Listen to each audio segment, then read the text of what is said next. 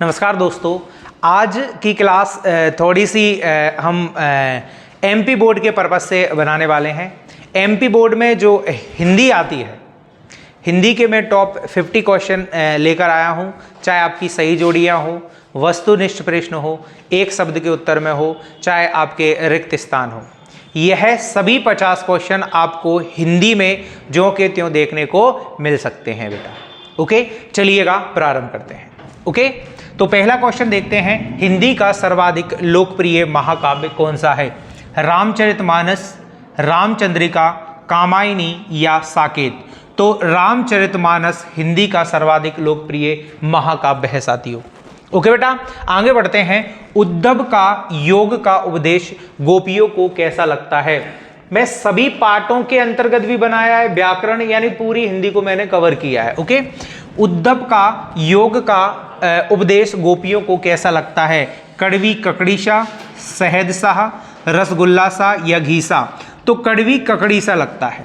कैसा लगता है? कड़वी ककड़ी सा लगता है। अगला देखिएगा नेक्स्ट, जीवन का समग्र चित्रण किस में होता है? समग्र चित्रण, कैसा चित्रण भाई? समग्र यानी कि संपूर्ण चित्रण। मुक्तक काव्य में, गे काव्य में, खंड काव्य में या महाकाव्य में? तो समग्र या विस्तृत चित्रण होता है साथियों महाकाव्य में। अगला क्वेश्चन देखिएगा, सहस्त्रबाहु की भुजाओं को किसने काट दिया था? सहस्त्रबाहु की भुजाओं को किसने काट दिया था? परशुराम ने, राम ने, शिव ने या काली मां ने? तो सहस्त्रबाहु की भुजाओं को किसने काट दिया था? परशुराम ने। किसने काट दिया था? परशुराम ने काट दिया था। ओके, अगला बिंदु देखें, मुख्य गायक का छोटा भाई रिश्तेदार या शिष्य होता है? कि भाई गाना सिखाने वाला, सारंगी वाला, निर्देशक या संगतकार? तो भाई जो मुख्य गायक होता है उसका छोटा भाई या उसके रिश्तेदार या जो शिष्य होता है वो होता है साथियों संगतकार। कौन होता है? संगतकार होता है। ओके, अगला क्वेश्चन देखिएगा नेक्स्ट, यह दंतुरित मुस्कान, यह दंतुरित मुस्कान एक पाठ है दंतुरित, यह दंतुरित मुस्कान, ये किसकी रचना है भाई? तो क्या जयशंकर प्रसाद, नागार्जुन, सूर्यकांत त्रिपाठी, निराला जी या इनमें से कोई नहीं? तो यह दंतुरित मुस्कान नागार्जुन की रचना है। किसकी रचना है बेटा? नागार्जुन की रचना है। ओके, अगला क्वेश्चन देखिएगा नेक्स्ट, जयशंकर प्रसाद किसके प्रवर्तक माने जाते हैं? जो जयशंकर प्रसाद जी हैं वो किसके प्रवर्तक माने जाते हैं? कौन से वाद के प्रवर्तक माने जाते हैं? छायावाद के, प्रगतिवाद के, प्रयोगवाद के या नई कविता के? तो जयशंकर प्रसाद जी प्रवर्तक माने जाते हैं दोस्तों छायावाद के। किसके माने जाते हैं?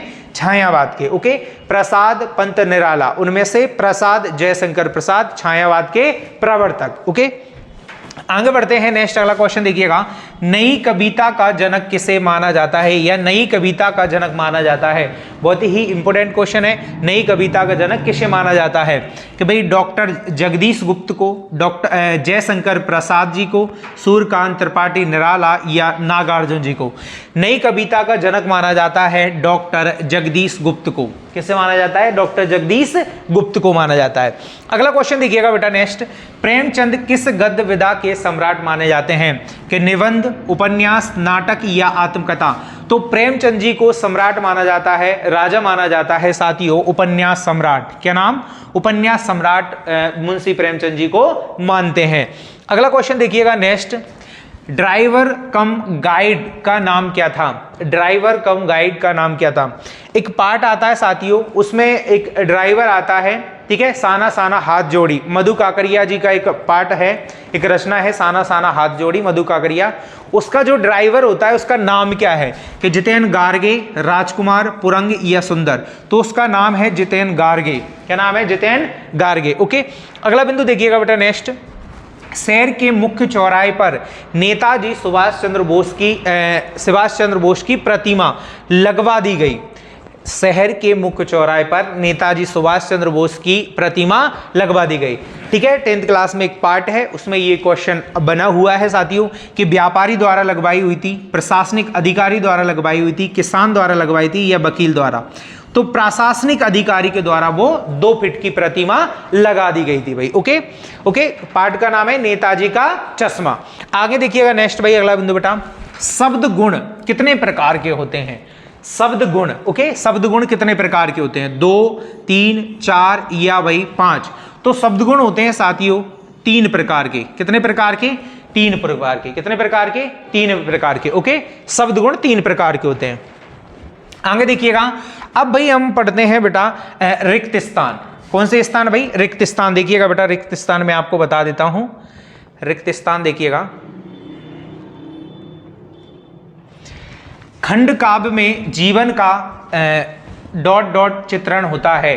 तो खंड काव्य में जो जीवन का जो चित्रण होता है वह होता है साथियों एक पहलू पर,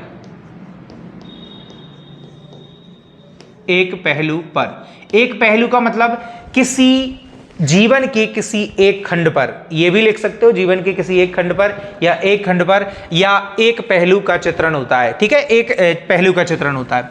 श्रृंगार रस का स्थायी भाव माना जाता है। श्रृंगार रस का स्थायी भाव होता है रति या प्रेम। क्या होता है?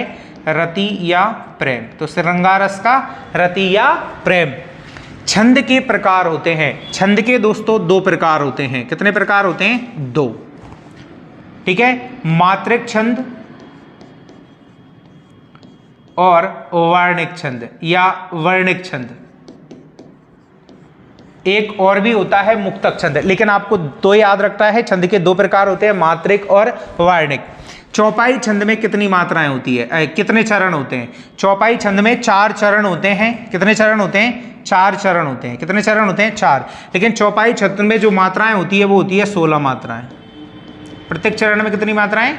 16 मात्राएं, ओके। जिसके कारण स्थायी भाव उत्पन्न हो, तो आपको जिसके कारण स्थायी भाव उत्पन्न होता है उसे क्या कहते हैं? उसे कहते हैं उद्दीपन विभाव। उसे क्या कहते हैं? उद्दीपन विभाव। उसे क्या कहते हैं? उद्दीपन विभाव। काव्य की शोभा बढ़ाने वाले धर्म खाली स्थान कहलाते हैं। तो काव्य की शोभा बढ़ाने वाले धर्म कहलाते हैं अलंकार। काव्य की शोभा कौन बढ़ाते हैं? अलंकार बढ़ाते हैं, ओके। ये आपको पता होना चाहिए। अगला, ये आपको बहुत ही ज्यादा क्या है बेटा? इंपॉर्टेंट है। वह भी और ये भी।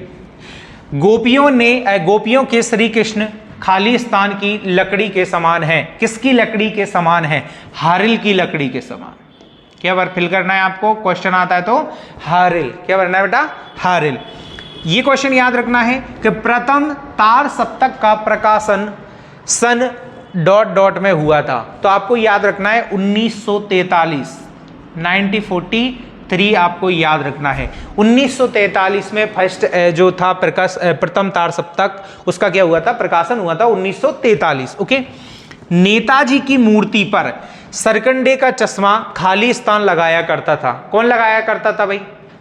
यानी कि जो नेताजी की मूर्ति था उस पे सरकंडे के चश्मे की बात चल रही है बेटा।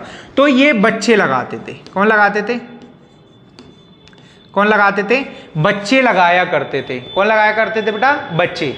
लेकिन वो कैप्टन नियमित लगाया करता था, सरकंडे का बच्चों ने लगाया था, बच्चे लगाया करते थे, ओके। बाल गोविंद भगत खाली स्थान को साहब मानते हैं। यानी बाल गोविंद भगत किसको साहब मानते हैं? तो कबीर दास जी को साहब मानते हैं। किसको मानते हैं बेटा? कबीर दास। कबीर दास को क्या मानते हैं? साहब मानते हैं। कामायनी एक प्रसिद्ध महाकाव्य है। कामायनी एक प्रसिद्ध क्या है भाई? क्या है बेटा? महाकाव्य। कामायनी एक प्रसिद्ध क्या है? महाकाव्य। और यह है जयशंकर प्रसाद के द्वारा लिखा गया है। जयशंकर प्रसाद जी के द्वारा ये लिखित महाकाव्य है कामायनी, और हिंदी का सबसे अधिक लोकप्रिय महाकाव्य है। मैंने कहा है हिंदी का सबसे अधिक लोकप्रिय, तो हिंदी की बात आती है भाई तो भारतीय इतिहास में वर्तमान तक तुलसीदास जी द्वारा लिखित, तुलसीदास द्वारा लिखित रामचरितमानस।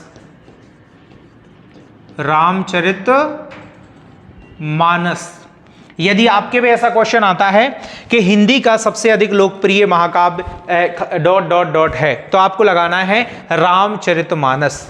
अवधी भाषा में है, 1574 में तुलसीदास जी ने ये लिखा है बेटा, ओके।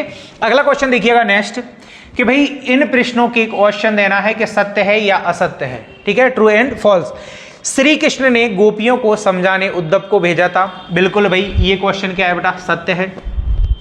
रीति काल में भक्ति भाव की प्रधानता है, असत्य है भाई। ये क्या है बेटा, असत्य है। ये क्या है बेटा, असत्य है ये। ओके, रीति काल में भक्ति भाव नहीं है बेटा, सिंगारिकता है रीति काल में। Okay okay. और कटाव को भारत का स्विट्जरलैंड कहा जाता है। कटाव को भारत का स्विट्जरलैंड बिल्कुल कहा जाता है। कटाव को भारत का क्या कहा जाता है, स्विट्जरलैंड, यानी कि सत्य है ये। संधि 6 प्रकार की होती है। नहीं नहीं नहीं भाई, संधि 6 प्रकार की नहीं होती है बेटा। मूलतः संधि कितनी, 3 प्रकार की होती है। कितने प्रकार की, 3 प्रकार की। कौन कौन सी भाई, कि स्वर संधि, व्यंजन संधि और विसर्ग संधि, आपको पता होना चाहिए। तो ये क्या हो जाएगा, असत्य हो जाएगा।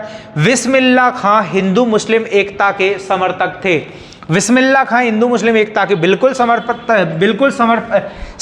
थे बेटा। एकदम क्या है, क्वेश्चन सत्य है। ओके, अगला देखिएगा, शांत रस का स्थायी भाव विभत्स होता है क्या, बिल्कुल नहीं होता है। ये भी क्या है बेटा, असत्य है। क्या है, असत्य है। तो शांत रस का स्थायी भाव विभत्स नहीं होता है। शांत रस का स्थायी भाव निर्भेद होता है, निर्वेद। ठीक है, क्या होता है बेटा, निर्वेद होता है। ओके, अगला देखिएगा नेक्स्ट बेटा। अब आते हैं हम भाई एक शब्द या वाक्य के उत्तरों पर। बहुत ही प्रमुख है हर परीक्षा के लिए, आपके 10th में 101% परीक्षा में आते हैं बेटा। बढ़िया, एकदम एक एक को याद कर लें सही ढंग से। भगवान शंकर का धनुष किसने तोड़ा था। जब माता सीता का क्या होता है, स्वयंवर होता है, तो उस समय धनुष किसने तोड़ा था भाई। तो बेटा क्या लगाना है हमें, श्री राम। क्या लिखना है, श्री राम। तो भगवान शंकर का धनुष किसने तोड़ा था, श्री राम ने। किसने तोड़ा बेटा, श्री राम ने। ओके भाई।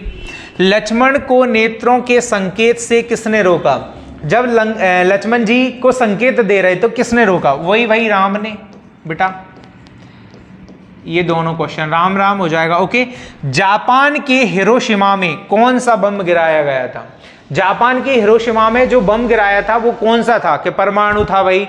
ठीक है, कौन सा बम था, तो कौन सा बम था, परमाणु बम। परमाणु बम था, ये भी पता होना चाहिए भाई। ठीक है, परमाणु बम था। कौन सा बम था, परमाणु बम। अच्छा, ये क्वेश्चन कहां से लिया है बेटा, मैं क्यों लिखता हूं, आगे की जो एक रचना है मैं क्यों लिखता हूं, उसमें इसका उल्लेख मिलता है। ओके, आगे देखिएगा नेक्स्ट।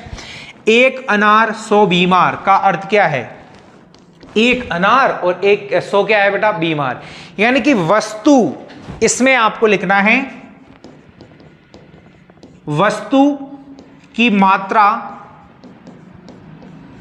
कम, वस्तु की मात्रा कम और चाहने वाले अधिक, और चाहने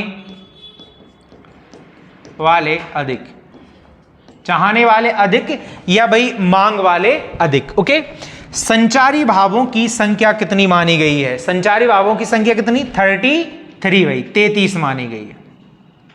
कितनी मानी गई है बेटा, 33। अच्छा, मैंने कहा संचारी भावों की संख्या है, मैंने कहा रस के कितने अंग हैं, यह भी क्वेश्चन आपको याद रखना है। रस के अंग, तो रस के 4 अंग होते हैं। कितने अंग होते हैं, 4 अंग होते हैं। ओके, खूब लड़ी मर्दानी वह तो झांसी वाली रानी थी। पंक्ति में कौन सा रस है, खूब लड़ी मर्दानी वह तो झांसी वाली रानी थी, इसमें कौन सा रस है, तो इसमें वीर रस है। कौन सा रस है बेटा, वीर रस है। मैंने वीर रस बताया है आपको, क्या बताया भाई, कि जहां पर त्याग, तपस्या, बलिदान, समर्पण आदि युक्त पंक्तियां रहती है, जहां पे एकदम त्याग, तपस्या, बलिदान का भाव रहता है, वहां पे वीर रस होता है। तो इस पंक्ति में वीर रस है। ओके, अगला देखिएगा नेक्स्ट बेटा। ये सही जोड़ी मिलाना है। गद्य की प्रमुख विधाएं, किसकी विधाएं बेटा, गद्य की प्रमुख विधाएं। गद्य की प्रमुख विधाएं देखिएगा भाई, गद्य की प्रमुख विधा कौन सी है, तो गद्य की प्रमुख विधाएं है निबंध। गद्य की प्रमुख विधाएं निबंध। लखनवी अंदाज, लखनवी अंदाज है यशपाल का। किसका है, यशपाल का। अंधे की लाठी एकमात्र सहारा, अंधे की लाठी एकमात्र सहारा। मैं क्यों लिखता हूं, मैं क्यों लिखता हूं, मैं क्यों लिखता हूं किसने भाई, अज्ञे, मैं क्यों लिखता हूं। कामायनी जयशंकर प्रसाद, कामायनी जयशंकर प्रसाद।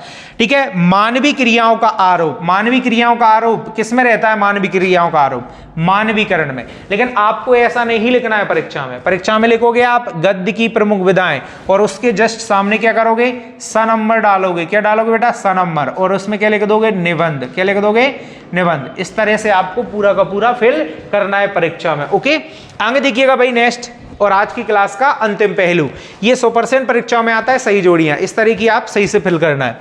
शिव पूजन सहाय, शिव पूजन सहाय, माता का अंचल, प्रबंध काव्य यानी कि दो भेद बेटा। ओके, करुण रस, करुण रस का स्थायी भाव शोक, आचार्य विश्वनाथ का वाक्य है वाक्यम रसात्मकम काव्यम। ओके, बिस्मिल्लाह खां किस लिए जाना जाता है, शहनाई वादक बिस्मिल्लाह खां यानी कि डुमराव गांव। ओके, भारत के मतलब पहले संगीतकार जिन्हें भाई क्या मिला, भारत रत्न नवाजा गया भाई। ओके, सूर्यकांत त्रिपाठी निराला महाप्राण, सूर्यकांत त्रिपाठी निराला को महाप्राण। ओके, उम्मीद करता हूं बेटा यह 50 क्वेश्चन आपको अच्छे लगे होंगे। यह वार्षिक परीक्षा उत्सव के दृष्टिकोण से बहुत ही ज्यादा क्या है, महत्वपूर्ण है। ओके, धन्यवाद।